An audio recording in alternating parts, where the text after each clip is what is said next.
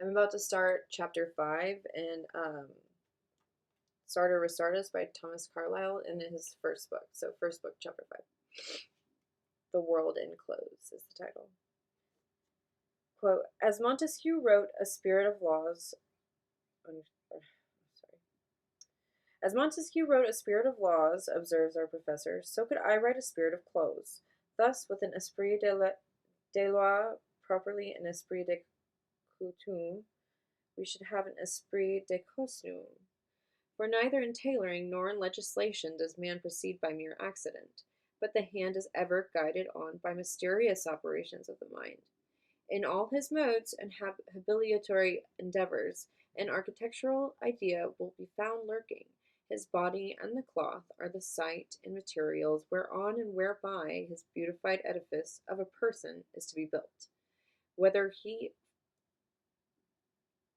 flow gracefully out in folded mantles, based on light sandals, tower up in high headgear, from flow gracefully out in, or from amid peaks, spangles, and bell girdles, swell out into starched ruffs, buckram stuffings, and monstrous tuberosities, or girth himself into separate sections and front the world in an agglomeration of four limbs, will depend on the nature of such architectural idea, whether Grecian Gothic, later Gothic, or altogether modern, and Parisian, or Anglo-Dandiacal. Again, what I mean, again, what meaning lies in color. From the soberest drab to the high flaming scarlet, spiritual idiosyncrasies unfold themselves in choice of color. If the cut betoken intellect and talent, so does the color betoken temper and heart. In all which, among nations as among individuals, there is an incessant, indubitable, though infinitely complex working of cause and effect. Every snip of the scissors has been regulated and prescribed by ever active influences, which doubtless to intelligences of a superior order are neither invisible nor illegible. For such superior intelligences, a cause and effect philosophy of clothes, as of laws, were probably a comfortable winter evening entertainment. Nevertheless, for inferior intelligences, like men, such as philosophies have always seemed to me uninstructive enough. Nay, what is your Montesquieu himself but a clever infant spelling letters from a hieroglyphical prophetic book, the lexicon of which lies in eternity, in heaven? Let any cause and effect philosopher explain, not why I wear such and such garment, obey such and such law, but even why I am here, to wear and obey anything. Much, therefore, if not the whole, of the same spirit of clothes I shall suppress, as hypothetical, ineffectual, and even impertinent, naked facts and deductions drawn therefrom in quite another than that omniscient style, are my humbler and proper province. Acting on which prudent restriction, Teufelsdrockh has nevertheless contrived to take in a well-nigh boundless extent of field. At least the boundaries too often lie quite beyond our horizon. Selection being indispensable, we shall here glance over the first part only in the most cursory manner. The first part is, no doubt, distinguished by omnivorous learning and utmost patience and fairness. At the same time, in its results and delineations, it is much more likely to interest the compilers of some library of general, entertaining, useful, or even useless knowledge than the miscellaneous readers of these pages. Was it this part of the book which Hoistrick had in view when he recommended us to that joint stock vehicle of publication, at present the glory of British literature?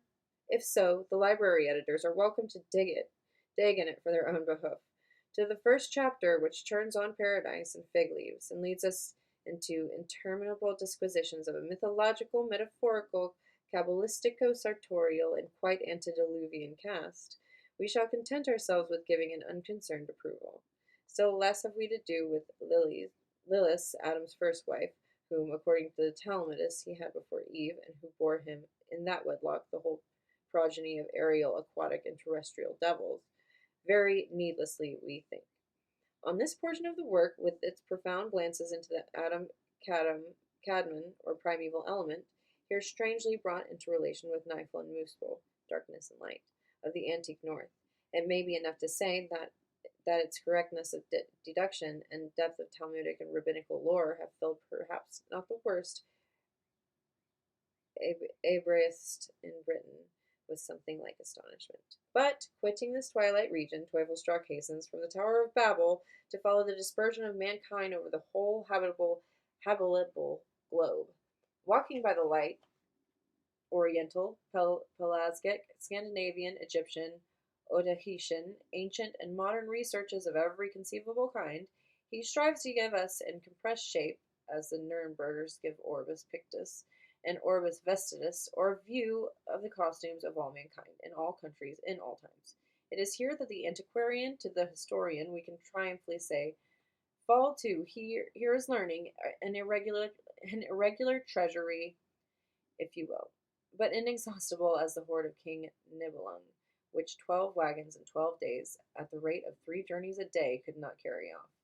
Sheepskin cloaks and wampum belts, phylacteries, stoles, albs, chlamydes, togas, Chinese silks, African shawls, trunk hose, leather breeches, Celtic hillebegs, though breeches, as the name Gallia Bracata indicates, are the more ancient. Hussar cloaks, Vandyke tippets, ruffs, fardingales are brought vividly before us. Even the Kilmarnock nightcap is not forgotten. For most part, too, we must admit that the learning, heterogeneous as it is, and tumbled down quite pell-mell, is true, concentrated, and purified learning. The drossy parts smelted out and thrown aside. Philosophical reflections intervene, and sometimes the touching pictures of human life. Of this sort, the following has surprised us. The first purpose of clothes, as our professor imagines, was not the warmth or decency, but ornament. Miserable indeed, says he, was the condition of the aboriginal savage, glaring fiercely from under his fleece of hair, which with the beard reached down to his loins and hung round him like a matted cloak, the rest of his body sheeted in its thick natural fowl. He loitered in the sunny glades of the forest, living on wild fruits, or, as the ancient Caledonian, squatted himself into morasses, lurking for his bestial or human prey, as he without implements, without arms, save the ball of heavy flint, to which, that his sole possession and defense might not be lost, he had attached a long cord of plaited thongs, thereby recovering as well as hurling it with deadly, unerring skill. Nevertheless, the pains of hunger and revenge once satisfied, his next care was not comfort, but decoration. Warmth he found in the toils of the chase, or amid dry leaves, in his hollow tree, in his bark shed or natural grotto. But for decoration he must have clothes. Nay, among wild people we find tattooing and painting even prior to clothes. The first spiritual want of a barbarous man is decoration, and as indeed we still see among the barbarous classes in civilized countries. Reader, that heaven-inspired melodious singer, the loftiest serene highness, nay, thy own amber-locked snow and rose-bloom maiden, worthy to glide sylph-like almost on air, whom thou lovest, worshippest,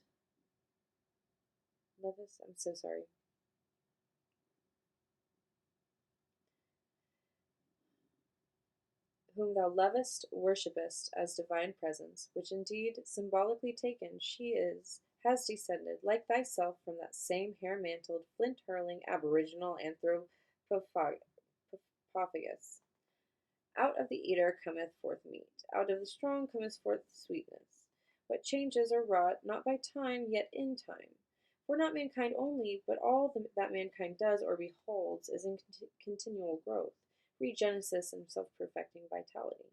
Cast forth thy act, thy word, into the ever-living, ever-working universe. It is a seed grain that cannot die. Unnoticed day to day, says one, it will be found flourishing as Banyan Grove, perhaps, alas, as a hemlock forest, after 1,000 years. He who first shortened the labor of copyists by device of movable types was disbanding hired armies and cashiering most kings and senates, and creating a whole new democratic world. He had invented the art of printing. The first ground handful of nitrous, sulfur, and charcoal drove Monk Schwartz pestle through the ceiling. What will the last do? Achieve the final undisputed prostration of force under thought, of animal courage under spiritual?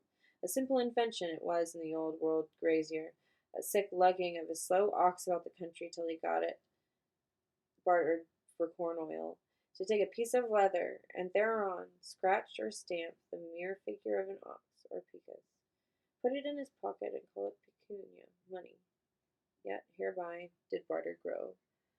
Sail, the leather money is now golden and paper, and all miracles have been outmiracled.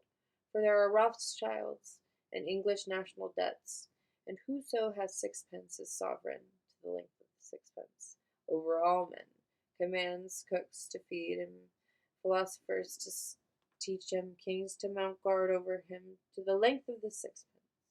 Clothes, too, which began in foolishest love of ornament, what have they not become? Increased security and pleasurable heat soon followed. But what of these? Shame, divine shame, modesty.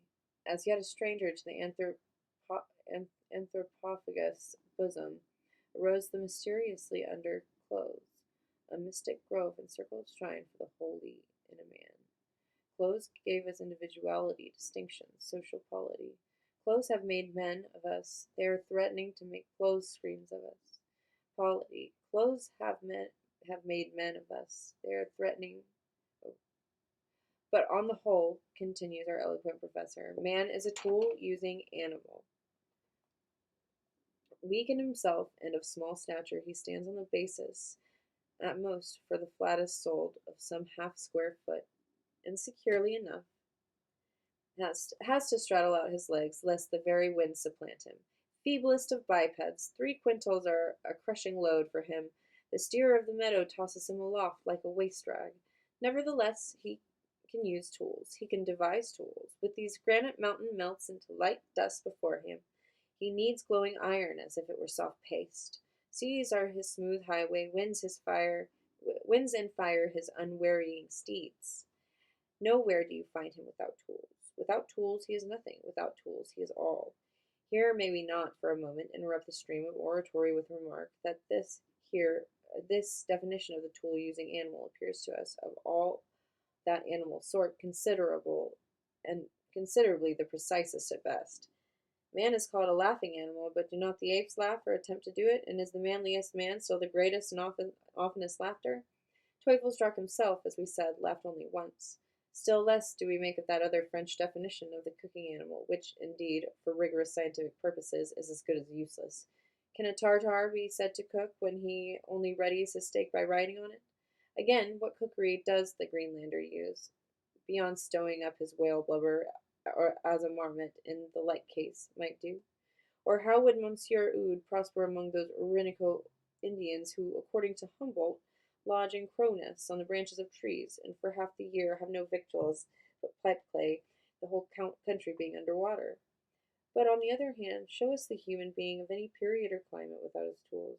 Those very Caledonians, as we saw, had their flint ball and thong to it, such as no brute has or can have.